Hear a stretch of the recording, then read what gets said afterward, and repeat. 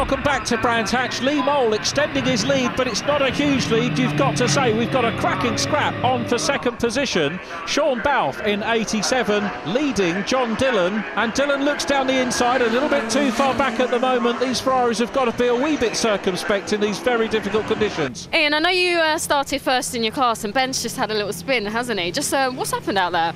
I have absolutely no idea. I don't think he's driven in the wet on this circuit, so 1 minute he was fighting for the lead, the next minute he's about 20 seconds behind everyone, so we'll see if we can make up a little bit of time later. Now, I've spoken to a few other drivers, and they did actually mention it would be better if it actually rained. What's your preference for this race? Well, yeah, I would love it to have been dry, but I don't think that's going to happen. The thing is you get a drying line, and on the soft, wet tyres, it's just going to destroy them straight away, so we're just going to have to suck it and see. Chris Dockerell goes through, and the first of the pit stops, it's Alex Martin who comes into pit road to get an early start. There is Chris Dockerell, running well at the moment. Some cracking racing we saw before the break. So the window open. Nick, I know you've just done your stint out there, but you want your son to get out there. What are the conditions like? Because it's trying to rain, but it's not quite there yet. Yeah, we went for a full wet setup, thinking it was going to really come down. Obviously, it has dried out a bit, so the car is running not quite as we would like. But I've come in early to get my son out, to get the experience of the conditions, and to be honest, because he's been quicker than me all weekend, so it's better off than he's out there than I am. But no, it's great, fantastic to be here, but challenging conditions. Jack Diver in pit lane, so many of the front runners coming in, and off goes Chris Dockerell onto the gravel. He's bringing some of that back onto the track. A little bit of damage on the back end of the car as well.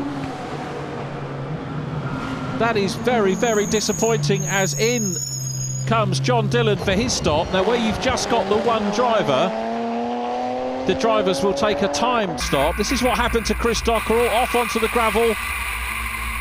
Don't know if there was a failure on the car or not, so we'll see whether he can get it restarted. He's having a few problems at the moment, trying to get back on the racing line. Well, very clearly problems for him. Well, you can hear him shouting at the car to try and get it going, and this may well necessitate a safety car period here at Brands Hatch as we look at Rupert Martin goes through. Mike Seller still in pursuit of him, and the marshals coming on the scene. We had a brief look at the Mosler of Kevin Riley in the pit lane. Alex Martin flashes past us. Richard Chamberlain into pit lane for his break, and Lee Mole coming into pit road as well. That's going to mean that the race lead is going to change. It's going to be Sean Balfe that takes over at the front.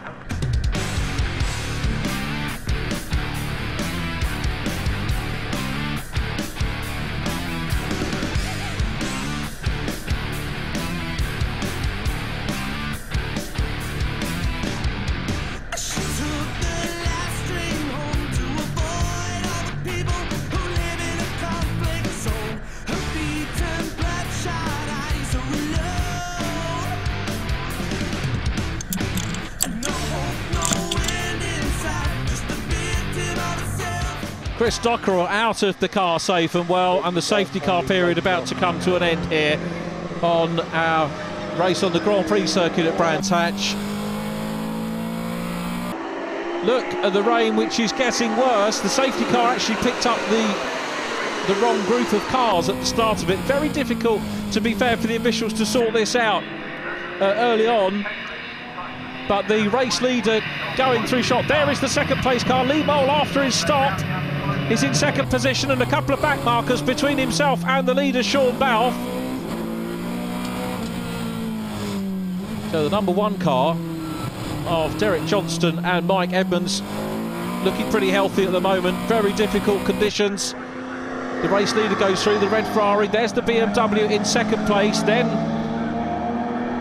the Lotus in the mix as well, Chris Randall.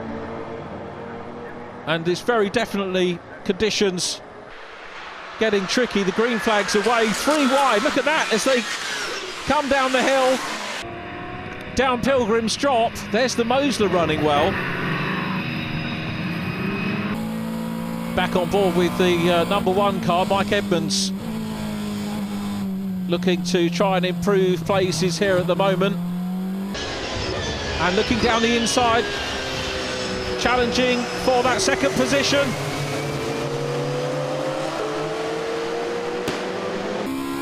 So it's Mick Dwayne at the wheel now, and Mike Edmonds challenging hard to try and go through. In fact, he's done it, so he goes through into 2nd position. Mike Edmonds 2nd. It's Lee Mole still in front. There goes Alex Martin. Alex running 2nd in GTC at the moment. Jacques Diver and Charlie Hollings, who's taken over the Black 458 challenge. John Dillon still there. It was a cracking few opening laps from John Dillon, and at the moment he is in 3rd position. You can see the red and white Ferrari in front, or the red Ferrari, the white top, going through, and it looks like the Lotus is going to make a move up the inside here. So Chris Randall looks up the inside, a little bit too fast perhaps, snakes a wee bit as he goes through Surtees, and then onto the Grand Prix loop. Well, you can see conditions bad from the camera. Imagine what it must be like for the drivers. Out front, Lee Mole not having any problems at all. Mike Edmonds in 2nd position, so Derek Johnston's going to be pleased about that. Alex Martin is still there. Now, I've got this the wrong way round, because Alex Martin is in fact still leading GTC at the moment, and the black car behind him is challenging for the class lead.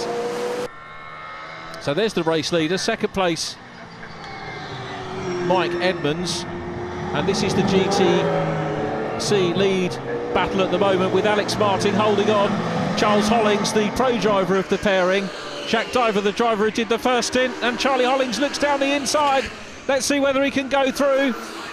Race to a very high standard in British single-seaters, Charlie Hollings, and goes through past Alex Martin and takes the lead in GTC. So the Lotus having a little bit of a squirrely moment as he goes through Druids, and Martin's got the lead back, round on the inside. Charlie Hollings ran wide there at Druids and cedes the class lead back to Alex Martin.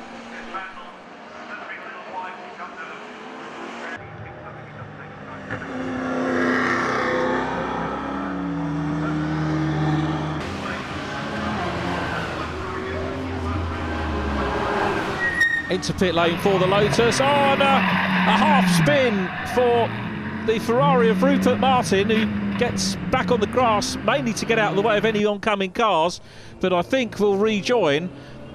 And here's the battle for the lead. Lee Mole still out front, and this is the 2nd place car. Mike Edmonds at the wheel, driving hard, trying to close down on the race leader. But time running out here at Brands. The gap, not a huge gap, it's got to be said. So Lee Mole has led the race with aplomb. We had a change of leadership after the first bout of pit stops, but Lee resuming in the front position, and it looks like he's going to take the win. It's an outright win to add to the class win that he took at Donington Park. Around Clark Curve, and there is the checkered flag. It's a win for Lee Mole. 2nd position will go to Mike Edmonds. Derek Johnston will be pleased about that.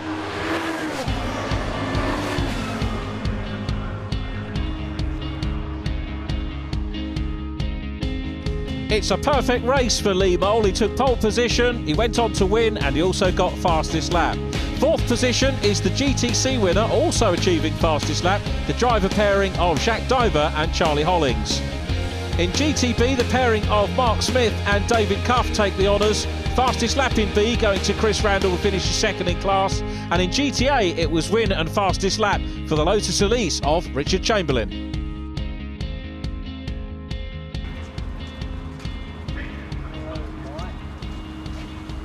Congratulations, Lee. Great race under quite unpredictable conditions. Yeah. I did see you had an extra long pit stop. Can you just tell us what happened there? I've absolutely no idea. The guys one said go and the other said stay. So kind of just waited to be safe, I guess. I don't know. But we had a bit of confusion with me hearing two voices at the same time, I think. Towards the end of the race, you did actually have to work harder, didn't you, with the overtaking? A little bit, but it was, I mean, it's great when you can just watch people behind and just maintain your distance. You know, if you're trying to catch, it's really difficult to see anything out the back, especially it's really wet. Mike, congratulations, great race. Didn't quite catch the BMW at the end there though, did you? But you were closing the gap. Yeah, closed up a lot. Took me a little bit to figure out the conditions, and yeah, they just slightly had the legs on us at the end, and the last lap I had one sort of go at him in clearways and couldn't quite make it work, and then realistically it was never going to happen to the flag. But it's a shame, but we're pleased to have second place, and car ran well, team did a great job. Richard, congratulations, great race under quite unpredictable conditions. Tell us, what was it like from a driver's point of view? Well, for me in the Lotus it was really good. In fact, it wasn't wet enough because we have no horsepower at all and very little grip, but the Lotus is great in the wet. So it started reasonably okay, and then it dried up, and I thought we were going to be in serious trouble. But luckily it rained again, so it was magic, but no visibility at all. It was pretty awful out the back on the Grand Prix loop. Okay, congratulations, first in your class. Firstly, just tell us what it was like out there. Yeah, to start off it was pretty wet and hairy, but the track dried out near the end of my stint, so things got progressively quicker for me. So until I handed over to Charlie, then came bucketing down. I know Alex isn't too pleased with you as you passed him right on the very last lap there, didn't you? Yes, yeah, it was a good little race, and we're in the same, all us guys with FF course, so it's nice to pass him and little class win, so good. Well, that's the end of the 40-minute race. Join us after the break for the first of our sprint races.